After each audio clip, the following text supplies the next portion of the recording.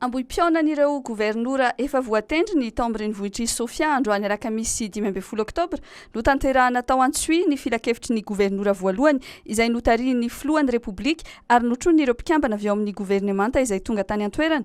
Nandritra ny fanikafana izany filan-kevitry ny gouvernoura izany dia nanamarika ny filohan'ny repoblika fa ho atao matetika io fiaonan'io ka ny faritra ny fanjimby andray azy no tsindriny ihany koa fa tsy maintsy horesahana ireo zava-bitan'ny tsirairay toy ny fanamboarana lalana 10 kilometatra sy ny trano fianarana miisa enina. Tsy ny alavan'ny lalana ihany hoy Andry Rajoelina nijerena fa ao koa ny kalitaon'ny lalana. Talohan'io filakevitry ny gouverneur io dia notanterahana tany an-toerana ihany koa ny filakevitry ny ministra.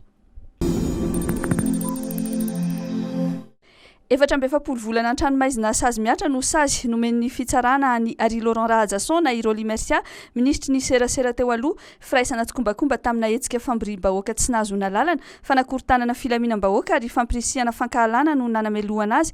Ilay hetsika nitakina ny fivoahan'ny Berija tetsy Ambohipo no nahavoaheloka azy, niaraka tamin'ireo olona 4 nanatanteraka ilay hetsika izay samy voaheloka higadra 7 volana avokoa. Nilaza ny mpisolo vava ity ministra teo aloha ity fa hampiakatra ny raharaha any amin'ny ambaratonga ambony. Androany alakamisy no anamariana ny andro maneran-tany ho an'ny fanasana tanana miaraka amin'ny savony, nanambarany UNICEF fa tokony eo amin'ny 770 isan-jaton'ny mponina eto Madagasikara, izany hoe olona 9 tapitrisa no tsy manana toerana fanasana tanana miaraka amin'ny rano sy savony eto Madagasikara. Araka ny fanadihadiana nataon'ny UNICEF dia ny faritra Atsimo Atsinanana, Vatovavy Fitovinany, Iorombe, Melaka ary Androy ny tena voakasika amin'izany satria latsaky ny 10 isan-jaton'ny fianakaviana no manana toerana fanasana tanana miaraka amin'ny rano sy savony any amin'ireny toerana ireny.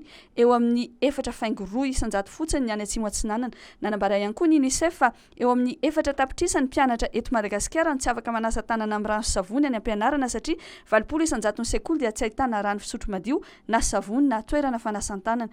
Olana be anefa izany ho an'ny firenena satria anisan'ny fomba fiarovana amin'ireo arety mifindra toy ny gripa, ny fivalanana na ny Covid-19 ny fanasana tanana amin'ny rano madio sy savony.